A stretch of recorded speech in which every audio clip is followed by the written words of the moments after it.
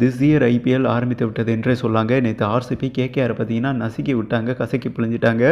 And point டேபிளில் வந்துட்டு முதல் முறையாக நெட் ரன் ரேட் அதாவது 2 தாண்டிடுச்சுங்க, ப்ளஸ் 2 தாண்டிடுச்சு. பிளே ஆஃபை முதல் மேட்சே உறுதி செஞ்சுருக்காங்க என்றே சொல்லாங்க. ஜெயிக்கிறது மேட்ரு கிடையாது. ஐபிஎல்லை பொறுத்தவரை அந்த பிளே ஆஃப் ரேஸில் நெட் ரன் ரேட் மிகப்பெரிய இம்பார்ட்டன்ட், ஓகேவா? அதை சரியாக கவனித்து அண்டு கவனமாக வின் பண்ணியிருக்காங்க என்றே சொல்லாங்க. விராட் கோலி விளாசிட்டார். கேகேஆர் பார்த்தீங்கன்னா பிரித்து மேஞ்சிட்டாங்க என்றே சொல்லாங்க. அந்த சால்டும் விராட் கோலி என்பது குறிப்பிடத்தக்கதுங்க. ஓகே, இன்னைக்கு 3வது மேட்ச் வந்துட்டு சிஎஸ்கே மோதுறாங்க. இந்த மேட்ச்சில் வந்துட்டு யார் வின் பண்ண போகிறாங்க? அதாவது 2013 2024 வரை எம்ஐ முதல் மேட்ச் வந்துட்டு வின் பண்ணவே இல்லை, அந்த டேட்டா சொல்லப்படுகிறது. அப்படி பார்க்கும்போது சிஎஸ்கேவுக்கு அது அட்வான்டேஜ். கூடுதல் அட்வான்டேஜ் என்னென்னா நம்ம சென்னை ஆடுகளத்தில் நடைபெற உள்ளது, ஓகேவா? இந்த மேட்ச்சில் யார் ஜெயிக்க போகிறாங்க? உலக ஜோதிடர்கள், ஜோதிட சிறுவன் அபிகானந்த், அந்த முக்கியமான ஜோதிடர்கள் வந்துட்டு ப்ரெடிக்ஷன் பண்ணியிருக்காங்க. அந்த ப்ரெடிக்ஷன் என்ன, யார் வின் பண்ண போகிறாங்க, நம்ம மிக விரைவாக வந்துட்டு பார்க்கலாங்க. 10 ஓவரில் வெற்றி உறுதினு கெஸ் பண்ணியிருக்காங்க. சிஎஸ்கே ஃபேன்ஸ் அனைவருக்குமே பயம் வேண்டாம், ஆனால் இவரால் மிகப்பெரிய அச்சம் இருக்கிறது என்றும் ஜோதிடர்கள் வந்துட்டு கணிச்சிருக்காங்க. ஓகே, இன்னைக்கு சண்டே, சூரிய பகவானுக்கு அதிகமான நாளுங்க. லக்கி நம்பர் 1 எல்லோ கலர் வேறு லெவலில் பிரகாசமாக ஒர்க் அவுட் ஆகும். அந்த கலரில் தான் சிஎஸ்கே இன்னைக்கு கிளம்புறங்கிறாங்க, ஓகேவா? அது நமக்கு மிகப்பெரிய அட்வான்டேஜுங்க.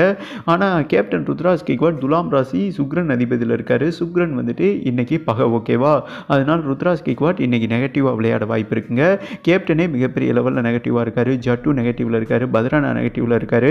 ஆனால் அந்த ஜெர்சி கலர் தான் சென்னை டீமை வந்துட்டு அப்படி தூக்கி நிறுத்த போகிறது என்றும் நல்ல அனுகூலம் இருக்கிறது என்றும் இவங்க சொல்லியிருக்காங்க. அண்ட் இங்கிட்ட எடுத்துக்கிட்டிங்கன்னா சூரியகுமார் யாதவ் தான் கேப்டன் பண்ணுறாரு. ஏன்னா ஹர்திக் பாண்டியா இன்றைக்கி விளையாட மாட்டாருங்க.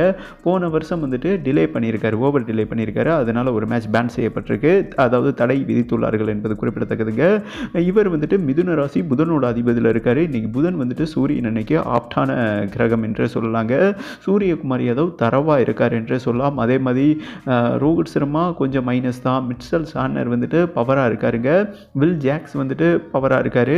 அண்ட் அந்த ஓப்பனர் பேட்ஸ்மேனும் இந்த ரயன் இருக்கார் இல்லையா, அவரும் கொஞ்சம் நெகட்டிவ் தான், ஓகேவா? மற்றபடி தீபக் சகார் வந்துட்டு அக்யூரேட்டாக இருக்கார்.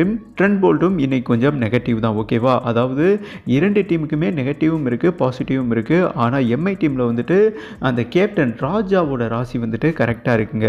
இவங்க ஓவரால் என்ன கணிச்சிருக்காங்கன்னா, சூரியகுமார் யாதவ் இருக்கார் இல்லையா, அவர் வந்துட்டு ஒரு 35 ரன்னை கடந்துட்டார்னா டெஃபினட்டாக மும்பை வின் பண்ணிடுவாங்களாமா எம்ஐ டீம். அவர் ஒரு 35 ரன்குள்ளே அவுட் பண்ணிட்டாங்கன்னா சிஎஸ்கே ஈஸியாக வின் பண்ணிடுவாங்க என்றும் இந்த ப்ரெடிக்ஷன் கணிக்கப்பட்டிருக்கு என்பது குறிப்பிடத்தக்கதுங்க. ஓவரால் நீங்கள் ட்ரீம் 11 எப்படி ப்ரோ செட் பண்ணலான்னு கேட்டிங்கன்னா, டூபேவை எடுக்கலாங்க, தைரியமாக எடுக்கலாம், டூபேவை எடுக்கலாம். அண்ட் அதுக்கப்புறம் பார்த்தீங்கன்னா இவர் டிலக் வர்மா சூப்பராக விளையாடுவார், சூரியகுமார் யாதவ் சூப்பராக விளையாடுவார், மிட்சல் சார்னர் அண்டு வில் ஜாக்ஸ் வந்துட்டு அபாரமாக விளையாட வாய்ப்பு இருக்குது. அண்டு நூர் அகமது கொஞ்சம் டீசெண்டாக ப்ளே பண்ணுவார்னு வைங்களேன். மற்றபடி அதாவது கேப்டன் வைஸ் கேப்டன் எப்படி ப்ரோ போடுறதுன்னு கேட்டிங்கன்னா, டூபே வந்துட்டு நீங்கள் கேப்டனாக போடலாம், அப்படி இல்லைன்னா திலக் வர்மாவை கேப்டனாக போடலாம், அண்டு சூரியகுமார் யாதவை கேப்டனாக போடலாம், மிட்சல் சார்னரை வைஸ் கேப்டனாக போடலாம். இப்படி நீங்கள் கால்குலேட் பண்ணிக்கோங்க, ஓகேவா? பட் அந்த தியரியை மட்டும் மறந்துடாதீங்க. சூரியகுமார் யாதவ் 35 ரன்னை கடந்துட்டா எம்ஐ வின் பண்ணிடுவாங்க. அதுக்குள்ளேயும் அவர் அவுட் பண்ணிட்டாங்கன்னா CSK today win the match என்பது குறிப்பிடத்தக்கதுங்க.